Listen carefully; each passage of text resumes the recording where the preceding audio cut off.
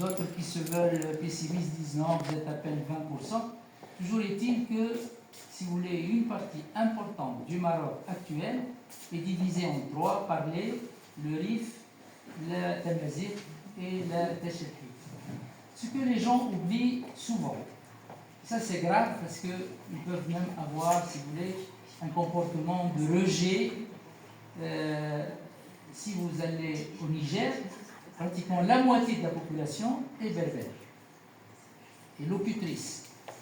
Quand vous êtes au Mali, toute la région de Goa,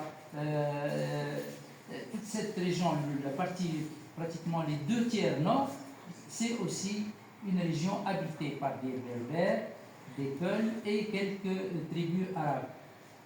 Si vous allez en Mauritanie, vous n'avez aucun locuteur amazigh, mais quand vous allez regarder les toponymes, les noms des lieux, etc., vous allez voir qu'une partie de la toponymie de la Mauritanie actuelle est une toponymie amazigh.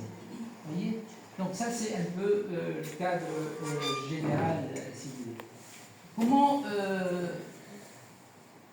si on veut poser le problème, enfin la question, on va dire, pas le problème, de la Tunisie, si on s'arrête à la Tunisie actuelle, on est, si vous voulez, on est un peu coincé, parce que la Tunisie actuelle, elle a peut-être, elle date des Hafsides, et le tracé des frontières actuelles, c'est un tracé de la période coloniale, donc il n'y a pas très longtemps. Je vous montre des cartes, si vous voulez.